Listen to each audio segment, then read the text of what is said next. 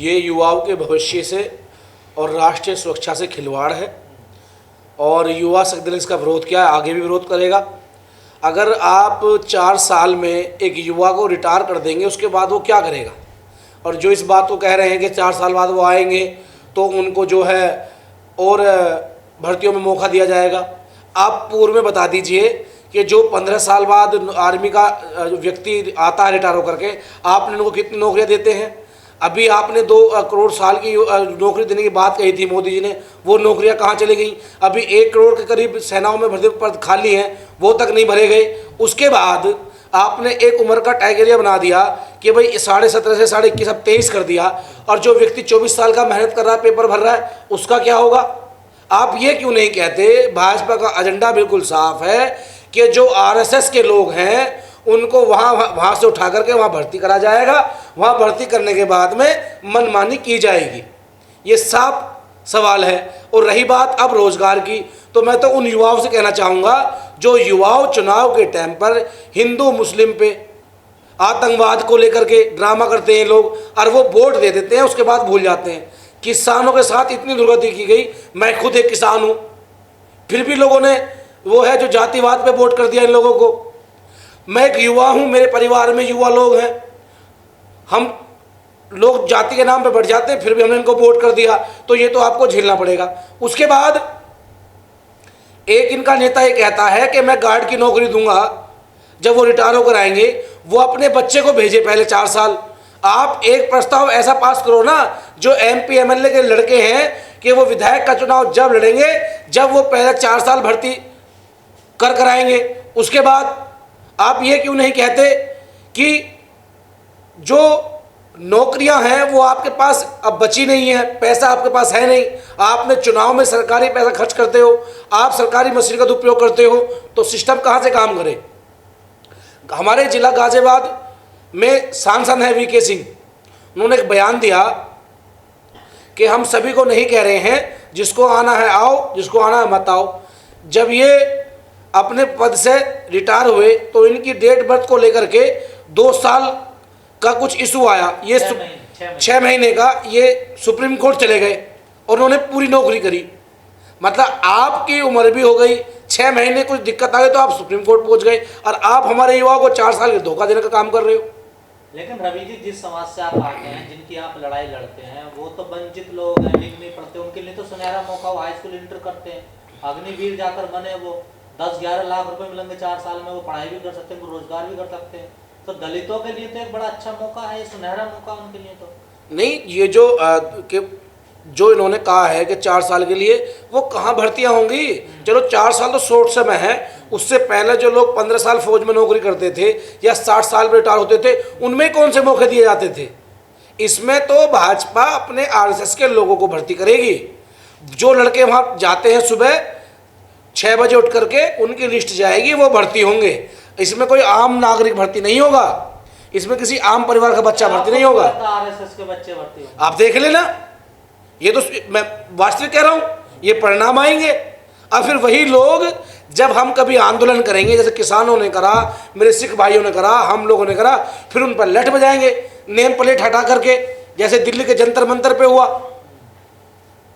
तो ये एक पूरा एजेंडा है, इस देश को बेच दिया, बर्बाद कर दिया। पहले किसानों को मारा, फिर मुस्लिमों को मारा, फिर दलितों को मारा। अब देश के हर उस वर्ग के नौजवान साथी पे, खासकर हमारे OBC समाज के लोग ज़्यादा होते हैं, जो बेल्ट की नौकरी में जाते हैं, फौज में जाते हैं। अब उनकी कुटाघात किया जा रहा है, उनके रोजगार को लेकर के, उनके भविष्य को लेकर के। तो मेरे पूरे विपक्ष से आग्रह है कि आप चुनाव के बाद तो EVM का मुद्दा उठाते हो, उससे पहले नहीं उठाते। इसी तरीके से अब जब अग्निवीर की बात आई है तो आप लोगों को साथ लगना चाहिए, इसका विरोध करना चाहिए। जहां आप कहेंगे हम खड़े नजर आएंगे, आपके साथ कंधे से कंधा मिला चलेंगे, लेकिन युवाओं के भविष्य से हम खिलवाड़ नहीं कर सकते। पर सेना के बड़े अधिकारी कह रहे हैं वापस नहीं होगी स्कीम, बहुत अच्छी स्कीम। हाँ, अच्छी स्कीम इसलिए है ना, जब सुप्रीम कोर्ट के जज को राज्यसभा भेज दिया जाता है।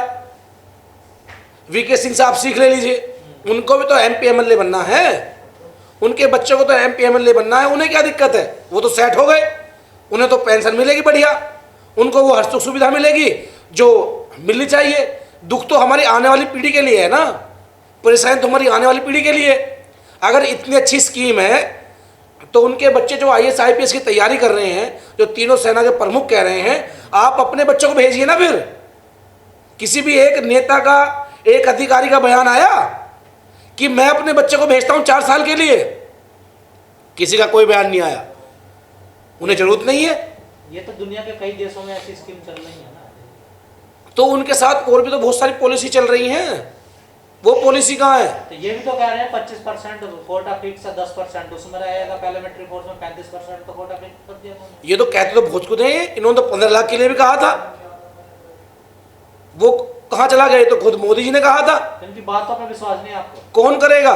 1 बार, 2 बार, 3 बार, 4 बार। ये डेली सुबह शाम तो झूठी बोलते हैं। एक भी सत्य बता दो। कहाँ गई गंगा साफ योजना? गंदी पड़ी है। कहाँ गए 15 लाख रुपए? कहाँ गए 2 करोड़ डेली और हर साल की नौकरी? कहाँ गई शिक्षा मित्रों की भर्ती? बताओ एक भी। कह रहे सेना को बदलना है, यंग बनाना सेना को। हाँ, सेना को बदलो, अच्छी बात है। जैसे आपने राफेल में घोटाले करे, अब आप सेना में घोटाले कर रहे हैं। पैसा आपके पास है नहीं। पर जो व्यक्ति 2 साल में तैयार होता है सेना के लिए, आप उसे 6 महीने में तैयार कर देंगे। उसकी गारंटी क्या है कि वो अपने जीवनचर्या के लिए, वो देश के प्रति कितना ईमानदार होगा, नहीं होगा? तो आप एक कुछ दिन बाद ये कहना कि 1 किलो आटा डेली नाप के मिलेगा इस देश की 40 करोड़ की आबादी को, वो डेली एक लाला की दुकान से लेकर जाएंगे, उस 1 किलो आटे में पेट भरेंगे अपना, उसका फिर दूसरे दिन लेंगे। ये योजना भारत सरकार की है। ऐसी भी योजना लेकर आएंगे लोग। लेकिन जिस चीज की लड़ाई लड़ते हैं आप, जातिवाद की, कई लोग कह रहे हैं कि अब जातिवाद खत्म हो जाएगा सेना से, क्योंकि जो रेजिमेंट है जाति समूह के नाम पर, वो भी खत्म हो जाएंगे अग्निपथ स्कीम आने से। जातिवाद की बात करी किस लोगों ने? जैसे जाति के नाम पर रेजिमेंट है, जाट राज नहीं, जो तो वो तो उनके शौर्य का प्रतीक है। ये लोग लड़ने गए कहाँ हैं? अगर ये लड़ने जाते तो इनकी तरफ से जो जातिवाद बात है, क्या सावरकर लड़ने जाएगा? जो व्यक्ति लड़ने जाएगा, जिस समाज से जाएगा, वो उनका शौर्य का प्रतीक है, वो तो आएगा ही। ऐसा चमार रेजिमेंट है जिनको आज तक इन्होंने बहाल नहीं करा, जिन्होंने द्वितीय विश्व युद्ध में अपना लोहा मनवाया। तो वो सिस्टम अब खत्म हो जाएगा ना इस स्कीम के द्वारा। अब सब समान होंगे, एक होंगे। देखिए, ये ऐसा कुछ भी नहीं है। ये तो सिर्फ जो है लोगों को भटकाने वाली बात है, लोगों को गुमराह करने वाली बात है। और इस स्कीम इतनी अच्छी है भी तो हमें नहीं चाहिए ना। वापिस ले लीजिए। आप इसका विरोध कर रहे हैं? बिल्कुल विरोध कर रहे हैं हम तो। भाई, कोई हमें घी दे रहा है, हम नहीं ले रहे। हम तो तेल से काम चलाएंगे, नहीं चाहिए हमें रिफाइंड, हमें नहीं चाहिए घी। आप अपने इस जो आपने योजना बनाई है, प्योर देसी घी है, लेकिन हमारे देश के नौजवानों को ये पसंद नहीं है। आप अपनी वापस रख लो, हमें हमारी पुरानी योजना वापस पुनः बहाल कर दो जो चलती आ रही है। नहीं चाहिए हमें। तुम्हारे डिजिटल इंडिया, स्मार्ट इंडिया से हमें खतरा है, हमारे रोजगार को, हमारे स्वास्थ्य को, हमारे आने वाले भविष्य को। तो ये आप अपने पास रखें। और ना तो ये लोकतंत्र है। आप कितनी बार लोगों को गुमराह कर लोगे? हर बार लोग गुमराह नहीं होंगे। अगर आपको लगता है कि देश आपको पसंद कर रहा है, तो आपके उत्तर प्रदेश में 300 कुछ सीटें थी, 200 पे रुक गई। इस बार सुपड़ा साफ होगा आपका, और ऐसी केंद्र का हाल होगा। तो मेरा आप लोगों से आग्रह है कि जो हमारे लोग शहीद हुए हैं अग्निवीर योजना को लेकर के, उनके परिवार को केंद्र में राज्य सरकार मुआवजा दे, उनके घर जाए और इसको जो है निर्णय को वापस ले, पुनः जो हमारी योजना चलती आ रही है उनको बहाल करें।